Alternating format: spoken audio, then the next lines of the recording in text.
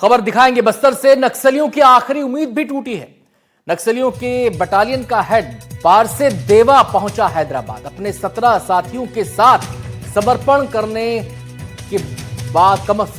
के लिए पहुंचा हैदराबाद। मुलुगु के जंगलों में अपनी टीम के साथ देवा था मौजूद। हिडमा के जीवित रहते ही संगठन ने देवा को सौंप दी थी कमान। सूत्रों के हवाले से यह खबर आ रही है। तो बड़ी खबर, नक्सलियों को एक और झटका, और यह झटका इसलिए क्योंकि बारसे देवा जो कि बटालियन का हेड है नक्सलियों की, वो हैदराबाद पहुंचा। अपने 17 साथियों के साथ समर्पण करने के लिए पहुंचा है हैदराबाद। मुलुगु के जंगलों में अपनी टीम के साथ देवा मौजूद था। हिडमा के जीवित रहते ही, हिडमा का अंत एनकाउंटर के बाद हो गया था, ये आप सभी लोग जानते हैं। पिछले साल हिडमा मारा गया था और हिडमा के बाद ये सवाल था कि बटालियन को लीड कौन करेगा। लेकिन अब जानकारी ये सामने आ रही है कि बारसे देवा को हिडमा के जीवित रहते ही बटालियन का हेड बना दिया गया था और वो समर्पण करने पहुंचा है। सीधे हम रुक करेंगे, हमारे संवाददाता विकास तिवारी हमारे साथ जुड़ गए हैं और जानकारी देने के लिए। विकास, क्या डिटेल्स मिल रही हैं इस बारे में? देखिए, जिस तरह से माओवादियों को खत्म करने के लिए जो डेडलाइन तय की गई थी 31 मार्च 2026 की, और उसको देखते हुए लगातार ऑपरेशन भी चलाए जा रहे थे। और स्थिति ये है कि जो सबसे बड़ी चुनौती हिडमा माना जाता था, उसे भी जवानों ने मार गिराया। अब लेकिन सरकार के लिए सबसे बड़ी चुनौती थी जो बटालियन का लीडरशिप कर रहा था बारसे देवा, और उसके समर्पण को लेकर लगातार सरकार प्रयास कर रही थी। और आज उसको एक बड़ी सफलता मिली है जब बारसे देवा अपने 17 साथियों के साथ हैदराबाद पहुंच चुके हैं। और वो शायद कल उन्हें समर्पण दिखाया जाए, या जब भी तेलंगाना की फोर्स उनसे पूछताछ करने के बाद समर्पण दिखाए। लेकिन ये है कि बारसे देवा हैदराबाद पहुंच चुके हैं 17 साथियों के साथ। फिलहाल उनके पास में बटालियन की जिम्मेदारी थी। आपको बताऊं कि अभी भी बटालियन में लगभग 150 की संख्या में लड़ाके हैं जिनके पास में ऑटोमेटिक वेपन था। तो सरकार के लिए आखिरी बड़ी चुनौती मानी जा रही थी। अगर जब तक बटालियन का सफाया न हो जाए या बटालियन का समर्पण ना हो जाए, तब तक माओवाद को पूरी तरह से समाप्त मानना कहीं न कहीं जल्दबाजी होगी, ऐसा मानना सरकार का भी था। और यही वजह है कि केंद्रीय गृह मंत्री अमित शाह ने भी एक डेडलाइन तय की कि 31 जनवरी तक जो भी माओवादी लौट कर आएंगे उन्हें ही समर्पण नीति का लाभ मिलेगा। इसके पीछे भी एक वजह थी कि जिस तरह से मार्च की तारीख लगातार नजदीक आ रही है, उसके पहले ही सभी माओवादी आ जाएं तो ज्यादा बेहतर हो। सरकार का भी ऐसा सोचना था कि कम मेहनत करने के बाद, मतलब जवानों को बार बार जंगलों में ना भेजना पड़े, किसी भी तरह का कोई नुकसान ना उठाना पड़े इस आखिरी समय में। इसे ध्यान में रखते हुए सरकार हर तरह के साम दाम दंड भेद वाले प्रयास कर रही थी और उसी की ये सफलता है। लेकिन सबसे बड़ी बात यह है कि लगातार माओवादियों की बटालियन ने जो बड़े बड़े कांड किए, सारे कांड उन्होंने छत्तीसगढ़ में ज्यादातर किए। और आखिर में बटालियन का हेड बारसे देवा वो हैदराबाद पहुंचा है और तेलंगाना की शरण में। ये भी एक बड़ा सवाल है कि आखिर क्यों बड़े स्तर में माओवादी जो है वो तेलंगाना या महाराष्ट्र की शरण में जाने की इच्छा क्यों रखते हैं छत्तीसगढ़ में, जबकि छत्तीसगढ़ की सरकार बोलती है कि उनकी समर्पण नीति ज्यादा बेहतर है बाकी लोगों से, तो फिर यहाँ क्यों नहीं आते? और जो देवा बारसे देवा रहने वाला भी पुअर्ती के आगे गांव का है, हिडमा के गांव के बगल गांव का ही है, तो उसका निवास स्थान भी सुकमा है और उसके बावजूद उसने तेलंगाना को चुना। ये भी हतप्रभ करने वाली जानकारी है। लेकिन सुखद समाचार ये है कि बारसे देवा ने सरेंडर किया है। अब निश्चित ही तौर पर उसके जो और भी साथी हैं जो बटालियन में, जिनकी संख्या 100 से ऊपर बताई जा रही है, अब उनका भी मनोबल टूटेगा और वो भी लौट कर आ जाएंगे, ऐसा माना जा रहा है। विकास, सवाल एक और यहाँ पर ये है, क्या ये तमाम लोग हथियारों के साथ आए हैं? ये स्थिति स्पष्ट हुई है क्या? दूसरी बात ये, क्या इन पर भी इनाम था? क्योंकि पहले जितने भी बड़े बड़े हथियारबंद नक्सली मारे गए हैं मुठभेड़ में, उन पर लाखों करोड़ों के इनाम थे। देखिए, बारसे देवा जो है एसजेडसी स्तर का माओवादी था और एसजेडसी स्तर का माओवादी होने की वजह से लगभग 25 लाख रुपए का इनाम उस पर होगा। हथियार को लेकर अभी कोई खुलासा नहीं हो पाया है क्योंकि अभी तक पुलिस ने इस पर कोई जानकारी प्रेषित नहीं की है। ये देखना होगा कि ये जो 17 माओवादी आए हैं, क्या ये अपने हथियार भी लेकर आए, क्योंकि बटालियन में जितने भी माओवादी हैं सभी के पास ऑटोमेटिक वेपन होते हैं और कारतूस भी पूरी तरह से भरपूर होते हैं।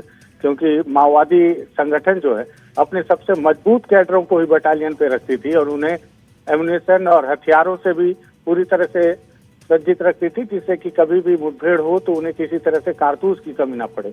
तो देखना होगा, अगर ये 17 माओवादी आए और अगर हथियार भी लाए होंगे तो निश्चित ही तौर पर सारे ऑटोमेटिक वेपन होंगे इनके साथ। बहुत बहुत शुक्रिया विकास आपका इस पूरी जानकारी के लिए।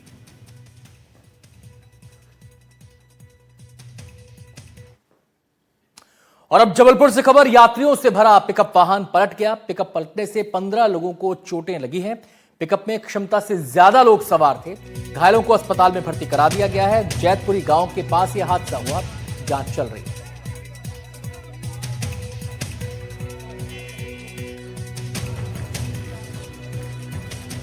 अब सारे घायल जो है गोहलपुर क्षेत्र के हैं। गोहलपुर क्षेत्र के कुछ लोग आज नए साल के उपलक्ष्य में पिकनिक मनाने कुंडम जा रहे थे। कुंडम के 1 किलोमीटर पहले एक बस को ओवरटेक करा और सामने से एक अचानक वाहन के आने के कारण इनकी गाड़ी पलट गई। लगभग 18 से 20 लोग थे, जिसमें बच्चों की संख्या ज़्यादा है। अभी घायलों को विक्टोरिया ले आए हैं, इलाज जारी है। इसमें से 2 लोग ज़रा सीरियस जो थे उनको मेट्रो हॉस्पिटल भेजा गया है, बाकी इलाज जारी है बच्चों का। लगभग 15 मरीज आए हैं जो विभिन्न तरीके की चोटों से ग्रसित हैं और जिनको हम भर्ती कर रहे हैं और उनका इलाज अभी जारी है। सर, कोई गंभीर रूप से भी है कि ये सब लोग अभी प्राथमिक अवस्था में अपन गंभीर के बारे में नहीं बता सकते, वो डिटेल जब हम जांचें करेंगे, स्कैन और एक्सरे और सोनोग्राफी, उसके बाद अपन बता पाएंगे कि इसमें कितना है। लेकिन अभी कहाँ जा रहे हैं? गरियाबंद में कृषि महाविद्यालय भवन बनाने का विरोध, फिंगेश्वर नगर के लोगों का ये विरोध हुआ है। उन्होंने प्रदर्शन भी इसको लेकर किया है। भूमि आवंटन का आदेश रद्द करने की मांग ये लोग कर रहे हैं। अपनी मांग को लेकर कल ये चक्का जाम भी करेंगे। 3 दिनों से चल रहा है अनिश्चितकालीन धरना।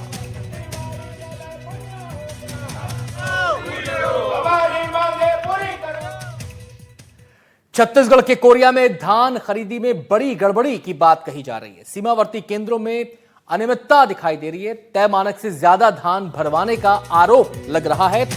ज्यादा धान भरवाने से किसानों में नाराजगी है। किसानों से 41 किलो ज्यादा लिया गया धान ज्यादा लेकर किसानों को आर्थिक क्षति हो रही है। किसानों ने पूरी प्रक्रिया की निष्पक्ष जांच की मांग की है।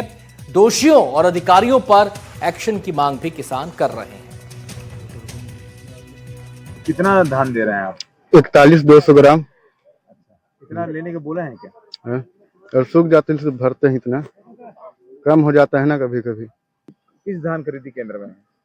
हम लोग, हमारा बाप का आया है। हाँ, धान आया है। हाँ। अभी आप क्या कर रहे हैं? बोरा सिली कर रहे हैं सर। तो आप खुद ही सिलते हैं? अब क्या करेंगे, तो नहीं सिलते हैं तो। आदमी ने यहाँ पे माल नहीं है? नहीं है ना, उसी चलते ना। हम लेबर लेकर आए हैं सर।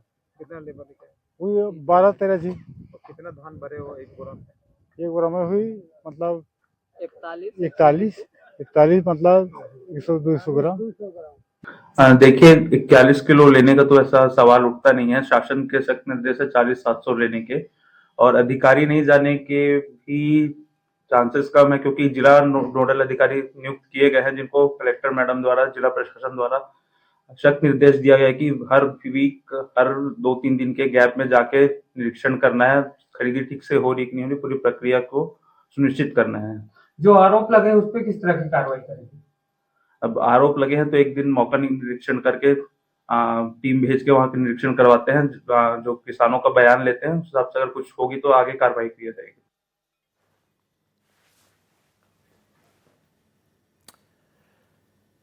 एक और बड़ी खबर आपको बताते हैं। एआईसीसी की नियुक्ति पर सवाल उठ रहे हैं।